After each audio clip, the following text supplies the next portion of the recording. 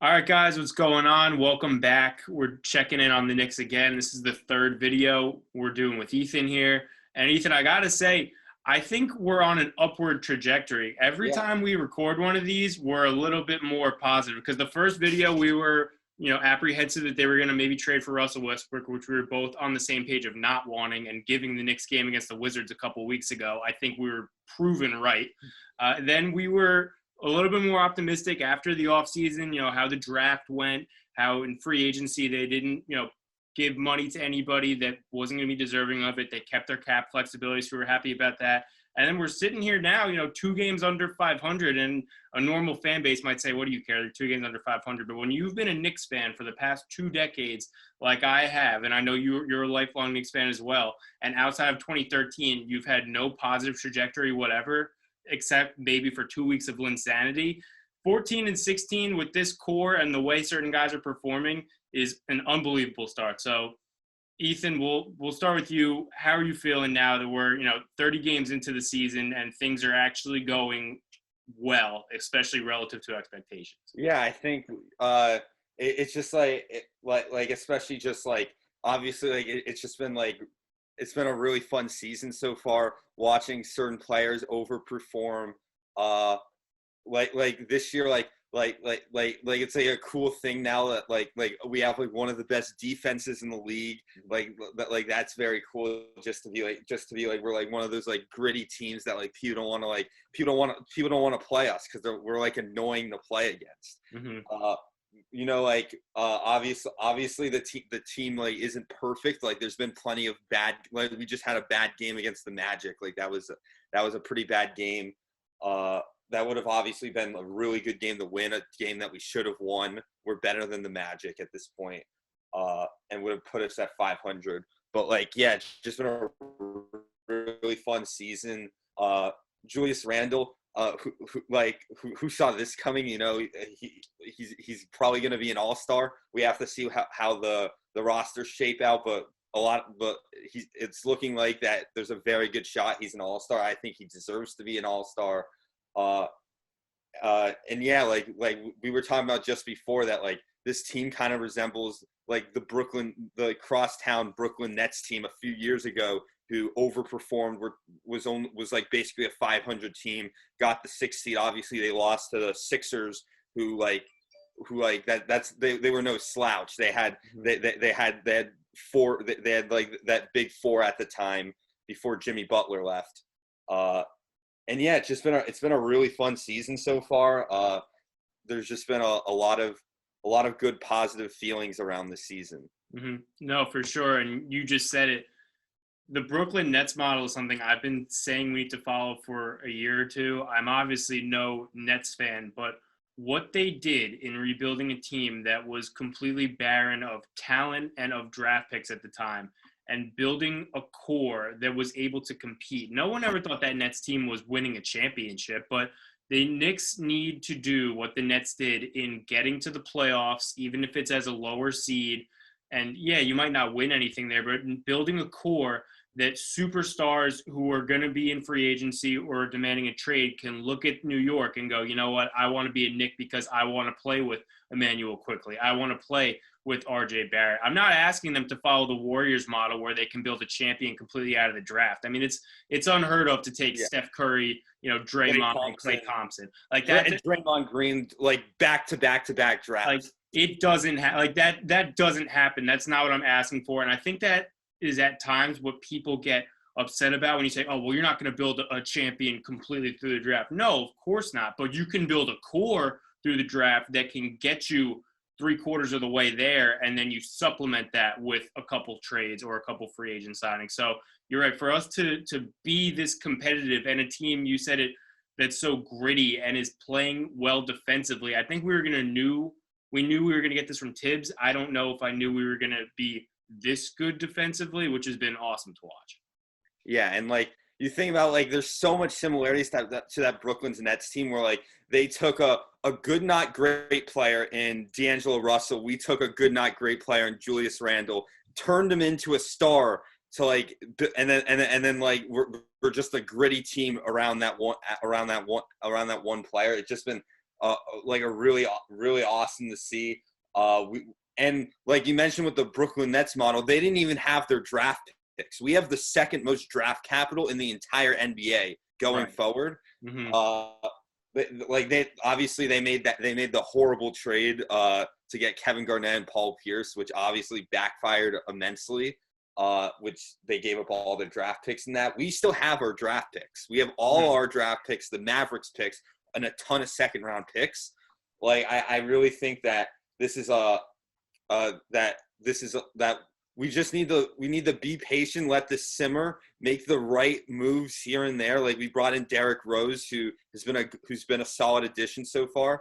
I think just making smart moves to this team is what we need to do right now. Absolutely. So you brought up Julius Randle, so we'll start there as a guy who we knew had potential when we signed him away from the Pelicans in the summer of 2019. I think that was the reason that we gave him a multi-year contract as opposed to all the one-year deals that we gave everyone else that offseason, because we knew that this was a guy that maybe we could see take the next step and build around to a degree. He was horrible in his first season. Let's call it what it is. I know he blocked you on Twitter at one point. He unblocked me. He did unblock you, which is just another sign that the season is trending upwards for us, which is great. He just felt like he needed to play hero ball all the time. He was just spinning into traffic, throwing up whatever, and that wasn't the player we saw in New Orleans, and it's not the player we're seeing this year. This year, Julius Randle is absolutely an all-star caliber player. He's in control. He scores in the post. He's hitting threes. He's a great distributor. You know, he's a double-double machine. He's had a couple triple-doubles. He's not a guy that you're ever going to win a championship with as your number one option. I do think that's the glaring thing the Knicks are missing right now, is that when the offense does go away for periods of time, you know, when you can't give him the ball and be like, all right, Julius, go off. Like, I know he had a 44-point performance. I think the next step, the superstar we're talking about the Knicks needing to attract, or who knows, maybe drafting if the Mavericks continue to stink and we get Cade Cunningham, they need a guy who you can give the ball to in the last 5 minutes of the game and say, you know what, like, score the basketball, get to the free throw line, hit a clutch shot for me. And that's what they don't have. But Julius Randle at times has shown that ability. I don't think it's crazy to say the way he's trending, if you put him alongside a legitimate scorer, he could be the number 2 option on a championship contending team. I don't think I'm crazy in saying that. So what are your thoughts on Julius Randle and just the absolute 180 he's done in his second year as a Knick? Yeah, so first off, like, it's been so much more fun to like Julius Randle than dislike him, because he seems like he's just such like a chill guy and stuff, and he really likes being a Knick and stuff. It's so much better to like him than dislike him. And also a funny thing, I don't know, he was on JJ Redick's podcast, and he thanked all his coaches besides David Fizdale. That's amazing. He thanked all of them. He just skipped over them. He was like, I want to thank my high school coach this. I want to thank Coach Cal. He went to Kentucky. I want to thank Coach Cal. I want to thank Luke Walton, who was the coach when he was on the Lakers. And I want to thank Mike Miller. And I want to thank Tom Thibodeau. He just skipped over David Fizdale. That's amazing. I didn't realize he did that. So yeah, last year. So I to be honest, there's part of me that, like, I feel like I should have, to some degree, like, wanted to give him a second chance, because he was really I believe he didn't come enough games off the bench, because later in the year he started, but like he started out the year as like one of the leading candidates for Sixth Man of the Year, and then he started to start, especially like there was the whole Anthony Davis drama and stuff, and he didn't really skip a beat then. So kind of the thought is that when we signed him, that like obviously it took a year for him to take the next step, but the thought was that year one, that this would be what it was, but it just took a year, which is totally fine. Like we thought that we'd sign a good player to a fairly reasonable contract. You know, like it was $20 million a year. Like that was kind of market value for a player of his caliber coming off the year he had. Mm-hmm. And I was a big fan of the signing at the time. I thought because I thought that we might see maybe it to some degree. I think it's taken the right coaching to get the most out of him, but clearly we've gotten the most out of him this year. his assist numbers are way up. He's been a great distributor. Obviously, I think just in general, like every player has its weakness. He's always going to struggle with turnovers. That's just not. He's never going to be a player that like doesn't turn the ball over a fair amount. But he's playing better. He's been a positive on defense for like the first time in his career. He's been a great distributor for like the first time in his career. He's hitting threes. He's shooting like literally 40% from three, which is just like unheard. Like last year, I believe he shot like he got better as the year went on. He started off really bad from three. He shot like below 30% from three. He's shooting like 40% from three now. He's getting to the free throw line. He's been great. Like there's really no way around it. Should be an all-star. We'll have to see what happens with the all-star team. But he's been phenomenal. And like we talked, like everyone this offseason, including myself, wanted to just dump him for nothing. Now, like he is like the person that we think of when we think of the Knicks. It's like this is Julius Randle's team right now. Like it's just crazy how this turnaround's come. Oh, absolutely. I'm not even going to pretend I wasn't down on him. I had plenty of Julius Randle joke tweets throughout the offseason coming into the season. He had a quote, I think it was about a week ago, and I loved it.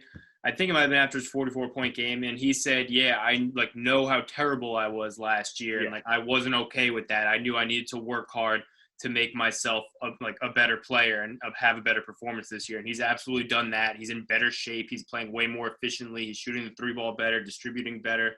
So he's been great. And I think in any other season, Julius Randle would be the number one story around this team. But I think you can make a case that he's not right now. And Immanuel for that is Immanuel Quickley. This kid is unbelievable. He's electric. You know, I was high on him with the 25th pick. I'm not going to lie and act like I knew a ton about him, but just from what I've heard, it sounded like this guy had a pretty high ceiling. He's the SEC Player of the Year, shot the ball really well at Kentucky. Coach Cal gushed over him on draft night. So I was excited for Immanuel Quickley, but I did not think he would be this good. So speak to me a little bit about what Quickley's done, because I know that for as much hype as he's gotten, you're actually an advocate for saying that he's underrated, especially compared to some of the other rookies in this class. Yeah.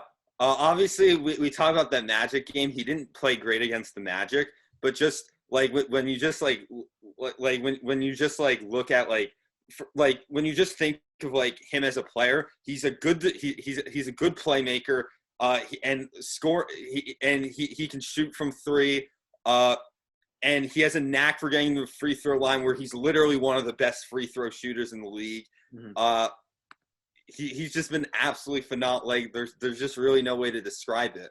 Like he's just been absolutely phenomenal. The absolute steal of the draft. Like there's no one even close to like anyone who went behind him that I'd even consider taking over Immanuel Quickley right now. No, like, there's no one to even like think twice. And there's actually been some good players taken after him. There's just no one who's even close to on his level. Like we're looking at an actual Rookie of the Year candidate. LaMelo Ball is probably going to run away with it because he's just been like unreal. But like any other year, this guy would be like a Rookie of the Year front runner. And the minutes are starting to come in where like Tibbs, like I know a lot of people have complained like, oh, he hasn't played Immanuel Quickley enough. It's obviously been a concern in the past that he doesn't play the young players enough. Tibbs stuck with him last game, even though he wasn't playing good. And I know people joked about that because people were like, oh, the one game he's playing well, he's not playing well. You left him in. But I think it was just a sign that he's starting to trust him more. And he's just been unreal. And I watched this one video of him where I consider myself to be pretty well-versed in how good Immanuel Quickley is. But I watched one video of him, and it just provided, like, some, like, context where it's just been, like, there hasn't been, like, rookies ever to, like, put up his playmaking and scoring numbers, like, ever. Like it just, like, never happened. So it's just amazing what Quickley has done. No, for sure. So in terms of Rookie of the Year, I think you're right. I have a bet on him. It's like 10 to win 500, something ridiculous on DraftKings for him to win Rookie of the Year. My big concern is that LaMelo Ball is going to run away with it because he has been great. But I keep seeing him in rookie rankings pop up behind the likes of Anthony Edwards and even Tyrese Halliburton. And I don't think there's even any case to be made that Immanuel Quickley has had a better rookie campaign thus far than both of those guys, even in the limited minutes that he has had. So I think you're right that people are a little bit nervous maybe that Tibbs hasn't thrust him into the starting role with heavy minutes yet. But I think there's two things that make me really feel good about where he's at in the rotation right now. One is that he's been finishing games even before the D Rose trade. In most games, it's still been Elfrid Payton, who we'll talk about in a little bit at times, but I think Quickley did start to finish games. And two, it's that even after the Derrick Rose trade, which I was happy with but nervous it was going to cut into IQ's minutes a little bit, they've been playing on the floor at the same time. And I do think as time moves forward, you're going to see in crunch time of winnable games, it's going to be Quickley and Rose on the floor together, because that's when the team's at their best. They make the offense move. They're such dynamic players. Quickley can shoot. He just makes things happen on the court. He's not just a floor general that's going to bring the ball across half court and not turn it over, which is essentially what Elfrid Payton is. He literally just tries to create shots for himself and nobody else. Quickley can make things happen for everybody that's on the floor. So he's been unbelievable to watch, and I do hope his minutes start to gradually increase, but I do think that he is in Tibbs' good graces already, and he'll start to put him in more situations as he feels comfortable. Yeah, and like I think like people need to like understand that the Knicks people are like, oh my God, the Knicks don't like Immanuel Quickley, because the Knicks drafted him 25th overall, and he was projected to go late. Like, people forget, he was projected to go like later than 25th overall on most sites. Like the famous meme is CBS gave us a D+, and I watched the video. They were like, oh, I don't have a problem with Immanuel Quickley. I just think it was a reach. Obviously, it's not a reach anymore. No. I think in most you see most mock drafts, like all of them have him going top 5. Yep. At this point. So he's been phenomenal. And Tibbs has sung his praise. Like, I know people, like, he hasn't played him enough to some extent, but he sung his praise. He's just been absolutely amazing. And like, there's just like really nothing. There's really not, like, I'm just like, I just smile when I think about him, because he's just so awesome. Like, there's just. No, for sure. I'm very excited. I already have a Quickley jersey on the way, so I'm all in on this kid. But just talk about the opposite end of the spectrum, and this is really the only negative thing we'll bring up in this video. And I say negative loosely because it's more funny than anything else. But Elfrid Payton, man, what is that dude's deal? Like, what is he still doing here? Like, come on, Elfrid. He has been playing better, but yeah, and then the whole burner account thing, where I don't think it's actually him, but I don't think it is either. It would be absolutely hilarious if it was him. But yeah, he has been playing a little better, but he got off to a god awful start, like really, really bad. I was like, a lot of people were against of like at first bringing him back. I was fine, because like it was $5 million, and it was clear that like the Knicks did look elsewhere. Like, they were looking at Fred VanVleet for instance. He ended up just re-signing with the Raptors, and it seemed like there wasn't much option on there. And it seemed like Elfrid Payton was just kind of like, they told Elfrid, like, sit tight. We might bring you back if we strike out on we're probably gonna bring you back. We just want to explore other options. And then they just gave him $5 million, because they had a salary floor to reach anyways. But yeah, so he's existed. He plays decent defense, but like, I don't want to suck up to Elfrid Payton. He's not good. No. But so, he'll do his thing this year. He might get traded at the deadline. When there's some like rotation switches and stuff, but we'll see what happens with him. No, Elfrid Payton, and like I've said it before, my problem isn't with him. Like, I get a little bit more irrationally angry when he clanks a three or turns the ball over, takes a bad shot than anyone else, because I know what he's depriving me of. Like, I can't help but think to myself, every time he's in the game and messes up, what if that was Quickley in there? Or now that we have Rose, what if we had Rose in there? So it just bothers me a little bit more when he does things. And I don't want to hate on him like he's the worst player. Like, I've sat through some bad Knicks teams and some bad Knicks players. Elfrid Payton is not that. He's not the worst player I've ever seen on this team. But when you actually have a young, exciting rookie who can knock down shots, make the offense move, and you have this guy just coming across half court and driving into the lane and taking a turnaround jumper over 2 guys. It's like, what are you doing, dude? Like, just get out of here. So that's my issue. And the Knicks fan 6 thing, I think that we have a problem on Twitter these days where it's too obvious that people are making these fake burners. Like, even after the Marcus Stroman beef the other day, there was a Twitter account like Big Earl, like Earl's like his dad's name, and all the tweets were defending Stroman. It's like, that's not actually Marcus Stroman. Like, come on. Like, I've had the only burner who I am absolutely convinced has tweeted at me is Andy Martino, because nobody is making a fake burner to defend Andy Martino. But we've had the Gase burner saga that ended up maybe being Manish Mehta. There was a fake Dolan burner last year, which I don't think was real. There was then after the Alfred Payton one, there's been a ton of them. Like there's been a Jeff Teague one. It's biggest in the NBA for sure. Aaron Baines one. There was even like there's been like Henley Jansen one.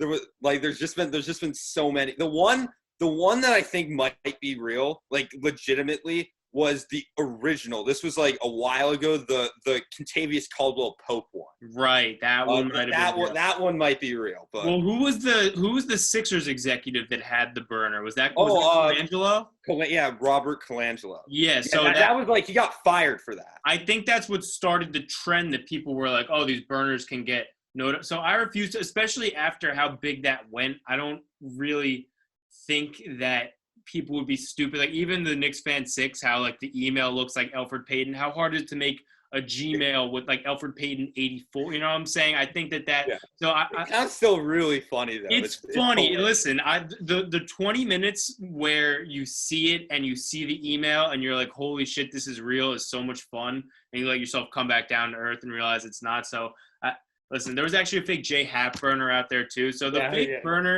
fake burner saga is funny until you get over it. So I don't know, but that's enough for Elfrid Payton. Yeah. So when you look at the direction of this Knicks team, where they're at, I think we're at somewhat of a crossroads when you look at the fact that Mitchell Robinson just broke his hand. He's going to be out a couple of weeks. Obviously, they've been filling the minutes at center position thus far with Nerlens Noel, Taj Gibson, and we've briefly seen Julius Randle at the 5 with Obi Toppin at the 4. What do you want to see them do in Mitch's absence? Is it a certain combination of minutes you want to see? Is there a trade to be made? What do you think is the best way to handle our starting center missing the next couple of weeks? I mean, I really don't – I think Nerlens so far has held the fort. I would like to see Obi get some more minutes because obviously it's been hard to get him minutes with how good Randle's been. So it's just been like hard to get him minutes. I'd like to see him get minutes. And then Taj has been fine as well. I don't really think there needs to be anything major, to be honest, because like a lot of like there's I don't know if you know this account, but Sam Free 19. Yes, I've seen you quote tweet him before. He's the LI Yankee king of Knicks Twitter, right? Yes,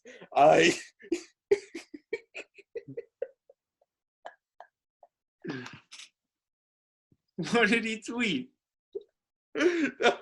He's just obsessed with trading for Drummond. Oh, all right, you might need to cut this out, but he's just obsessed with trading for Drummond. Oh like, why? Why? It just I can literally pull it up. His last like 12 tweets are about trading for I'm not gonna cut this. I'm gonna clip this and then we're gonna tweet this at him. All right. His last like 12 tweets are about trading for Andre Drummond. Dude, and that's unbelievable. It's so funny. But anyway, so we should definitely not trade for – point is we should definitely not trade for Andre Drummond. Andre Drummond doesn't provide any value outside of rebounding. Like Nerlens and Taj, they give you like veteran presence, and Nerlens brings you like elite defense. Taj can like occasionally like hit a shot. Andre Drummond just rebounds. That's really all he does. He's the least efficient center in the league. He doesn't play defense, and we shouldn't trade for Dude, insert the Spider-Man pointing at Spider-Man meme, And it's Sam Freen trying to trade for Andre Drummond and L.I. Yankee King trying to trade for Madison Bumgarner. Yes, it's the same. that It's is the same thing. that's absolutely it. I just can't stop laughing because I just want to do it. Dude, that's actually too good. Oh my god.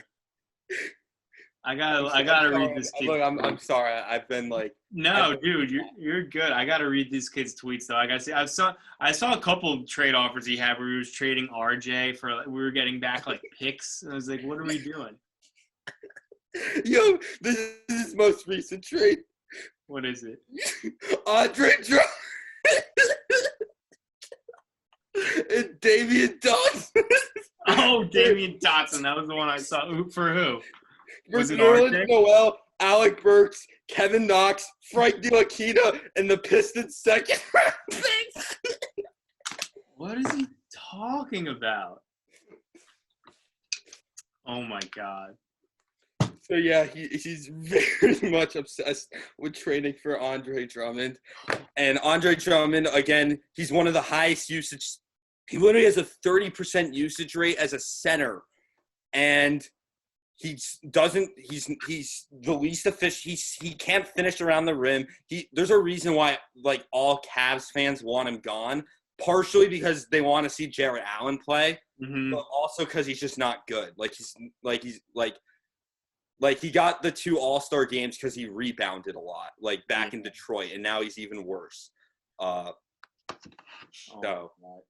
So are there any trades you do? Long story short, we should not trade for Andre Drummond. Any trade options you think the Knicks should pursue, or are you cool with them just rolling with this current team down the street? I mean, I'm cool with them rolling with this current team, but if there's a scenario where you can get like a backup center for cheap or like on the buyout market or something, I wouldn't be down. One idea I did have in my head that this isn't going to happen, but like the Raptors are in a weird spot right now where there's some rumors that they might go after Andre Drummond. There's also rumors that they might want to trade Kyle Lowry because they're in a weird spot where like they should be better than they are, but they aren't at the same time. They don't have a big man whatsoever, which is why Andre Drummond makes some sense to some degree. But at the same time, they have Chris Boucher, who's been great. So I don't know why they don't just start him. But long story short, they have Aaron Baines, who has been terrible this year, but he's on a 2-year contract. So if there's some trade that they need to like dump salary and we'd get like a 2nd-round pick for taking on Aaron Baines, like I've kind of thought about that in my head. It might make some sense. But I'm fine with just rolling. Like, in general, at the trade deadline, we have the most cap space in the league going into this trade deadline. I'm fine with just, like, if there needs to be some salary moved in trades and we can get some assets in from that, I'm fine with just, like, doing that. There's been the J.J. Redick stuff where, like, he wants to come to the Knicks. Would be fine. I think it would just be a salary dump. He's been pretty bad this year. So it would be fine if J.J. Redick was on the Knicks. He'd provide shooting, I guess. There's really nothing major. I think Derrick Rose was a good move. It was really the first major trade of the season, besides James Harden, obviously. But I mean like a role player.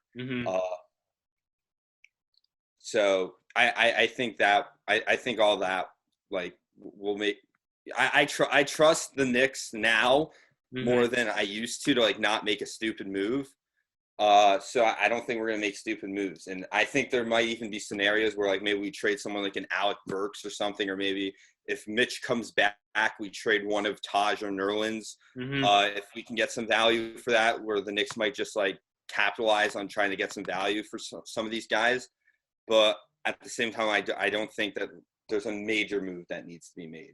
No, I'm absolutely with you. I don't think the Knicks should make any win now moves where they're trading an asset. Like, yeah, I would take back a guy like Redick where he can help you win now. But like you said, it's more of a salary dump where, we either get nothing or maybe we get a 2nd-round pick or something back. Because I'm not trying to trade any assets in a year that we're not win now. And I think that's another underrated reason that not signing any free agents that weren't worth it is huge, because financial flexibility, not only is that great for when you want to sign a superstar, it's great for when you want to take on a salary dump and get some assets. So yeah, if that trade is out there, I'll definitely do it. I think there are trade candidates on this roster. You mentioned Burks. I think Peyton honestly could be someone that looks to go. Like a contender could want him, as a serviceable backup point guard.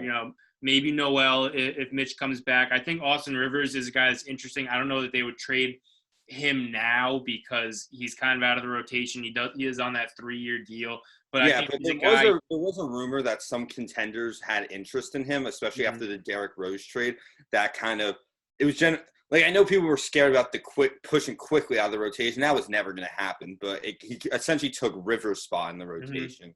And there's also been some Knox rumors as well, where he's kind of fallen out of the rotation. Maybe the Knicks look to capitalize on him. He did shoot 40% from three. Maybe maybe even like a rebuilding team. I even thought about like the Thunder, maybe who had reported interest when there was some CP3 rumors, might trade like a second or two for Kevin Knox.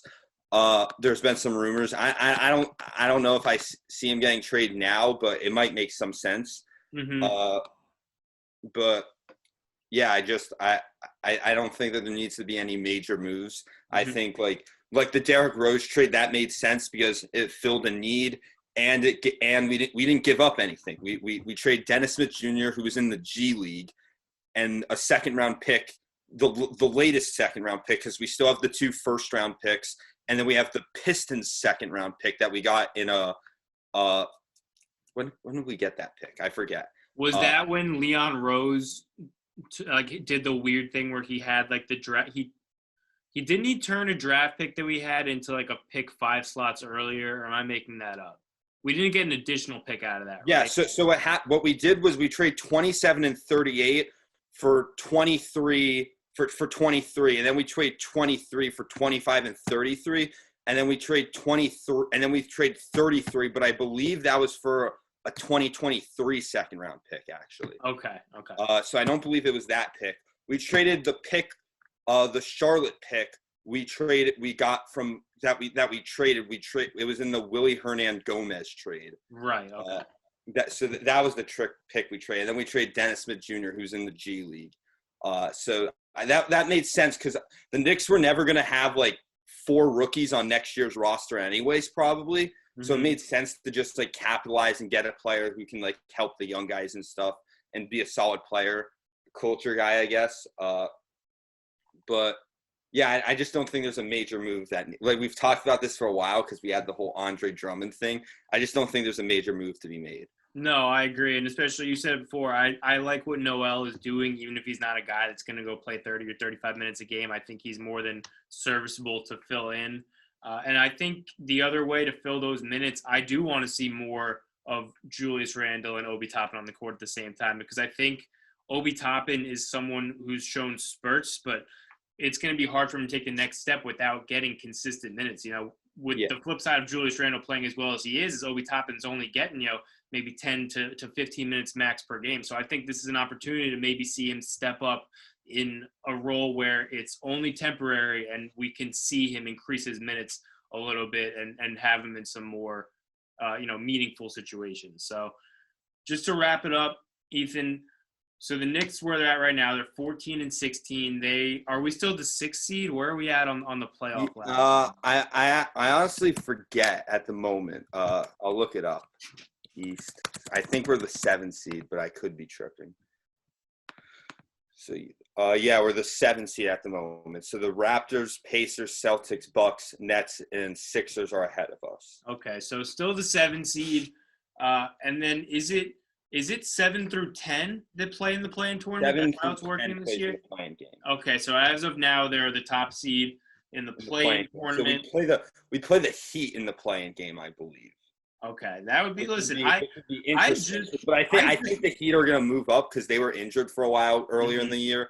So we're probably looking at probably either the Bulls or Hawks, maybe the Magic in the play-in. Right.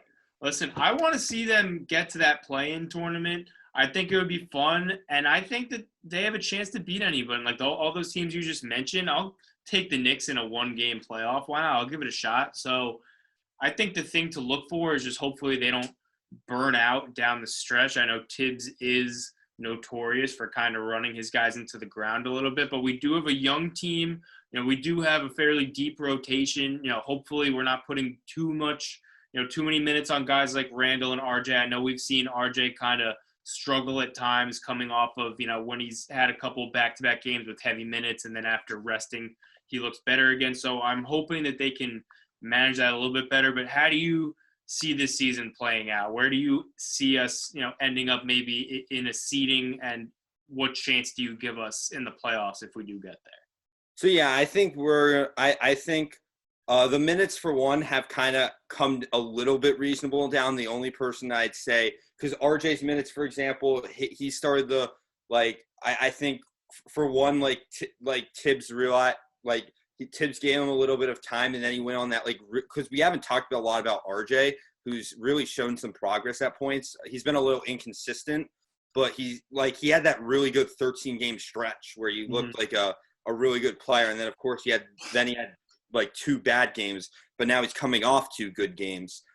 So I think things that I just look forward to for the rest of the year is RJ continuing to show growth, Quickley continuing to show growth, and hopefully Toppin continuing to show growth. You mentioned you mentioned playing Toppin with Randle. The thing with Obi is he sometimes struggles to create his own shot. So I think playing with a perimeter shot creator alongside him could be helpful for him. Right. But yeah, I think that I think we are a young team. We have the youngest roster in the NBA. Our oldest players are Reggie Bullock and Alec Burks, who are younger than 30, besides Taj Gibson. Taj Gibson's the oldest Knick. But other than that, I don't think, besides Taj Gibson, we don't have a player that gets minutes who's over 30. Right. So, I think I think that they'll be fine, and I think the minutes are coming down a little bit. I think at this point, Julius Randle's kind of that one bulldog type of player that even though you said that he's not someone that you can give the ball to and just say we need you to just bring this team out of the slump. He's at the same time, he's the guy that's taking some of the big shots and stuff. Right. There was could you imagine what fans would have done, which fans are coming soon, when he hit that 3-pointer at the end of the game to give him 44 against to give him 40 against the Hawks? Dude, the Garden would have exploded. Unreal. So yeah, this team has been awesome so far. It hasn't been perfect. There's been ups and downs, but this team has been fun, and I can't wait to keep watching them. 1:00 game tomorrow, of course. So that's gonna be fun. Yeah, no, for sure. And I think you just touched on something that I hadn't even thought about. The Garden is getting fans back this week. 2,000 fans, I don't think will make much of a difference. I was happy to see the Knicks charging actual reasonable prices for their tickets instead of the Nets, who are price gouging like crazy. You need to buy season tickets at $650 a seat just to see them, which is unreal. I don't care the fact that they have a big 3 in Harden, KD, and Kyrie. That's ridiculous what they're doing to their fans. So hopefully by playoff time, or at least down the stretch, maybe, if things keep trending the way they are with COVID, maybe we get some more fans in. I'm not saying they're going to pack the Garden by April, but maybe we get 5, 6, 8,000 fans in there that can maybe make a difference. So yeah, I'm with you. I think the most important thing down the stretch, still as fun as it's been, the fact this team is in a playoff position right now, is just have Quickley develop, Obi, Randle, RJ. Got to see these guys keep progressing and growing on what they've already done this year. Second most important thing, I would like to see them make the playoffs. I know that they're not going to win anything. I just think it would be fun. It's been 8 years since 2013 now. It's been an eternity. I've seen so many shitty Knicks teams. So just to see them get a playoff game, even if it is a one and done, I don't care. Just to get excited for a Knicks playoff game, again, would be fun. And the third most important thing that we haven't touched on, but it could be huge, we need the Dallas Mavericks to keep losing. We need Kristaps Porzingis to be a bust in Dallas, because I want to get a top 5 pick based off of Kristaps Porzingis sucking. Nothing would make me happier. I don't think, to be honest, I don't think the Mavericks at this point are going to be too terrible. They've had, but at the same time, I think people were freaking out that they were back because they beat the Hawks by 1 and then almost choked a lead to the Timberwolves. And then people were saying oh, they're back now. Kristaps Porzingis, like it's so funny when he like has a bad game, and then there's like the Mavericks fans who are like so like split on him. Like some of them are like, he's gonna come around, trust me. And then there's the ones who are like, trade him for literally anything, just get rid of him. And like he's been so bad on defense for this year. Like they get like so much better defensively when he leaves. So it's been fun to like see him be very inconsistent. Right now they're 13-15. So we'll see. They've had a few games canceled because of the whole like Texas like snowing thing, which obviously is unfortunate. Just beyond basketball, of course. But we'll see what happens with them. If they end up sucking and we get even like a top 10 pick, that's gonna be real. That's gonna be a really fun thing to play around with, because I think already this team already hit on the 25th, like slam dunk, like smacked it on the 25th overall pick. So if you give them a top 10 pick in a stacked draft class, it could that would be a big boost to the rebuild. Oh, absolutely. And listen, you're right. No, obviously thoughts and prayers to everyone going through everything in Texas. I know it was brutal for some people down there, tough to get food, heat in their house, electricity. So definitely wishing everyone there to stay safe, and hopefully, they get back to normal sooner rather than later. That being said, I still want Kristaps Porzingis to stink for their basketball team. They already have – they went from Dirk Nowitzki to Luka Doncic. They can live with a failed trade for Kristaps Porzingis. I don't feel too bad for them basketball. And, no, I feel good, especially after all. It's also great to occasionally go see those tweets that are like, we might owe the Knicks an apology for the Kristaps Porzingis trade. It's so great. Like Julius Randle has been infinitely better than Kristaps Porzingis, and it's been absolutely wonderful. Oh no, I love it. So, Ethan, this was awesome, man. Thanks for coming on again. Hopefully, the next time we're doing this, we're previewing the Knicks playoff matchup, even if it is a play-in game. So we'll see.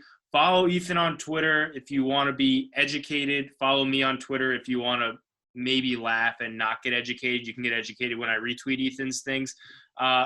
Follow the page, Last Take, give us a subscription. We're up to like 28, which is pretty huge. Comment, even if you want to bully me in the comments, that's cool. I'm a big boy. I could deal with it. But Ethan, buddy, really appreciate it, man. And hopefully the Knicks can continue this trajectory that they're on. Yeah, hopefully as well. All right. See you guys.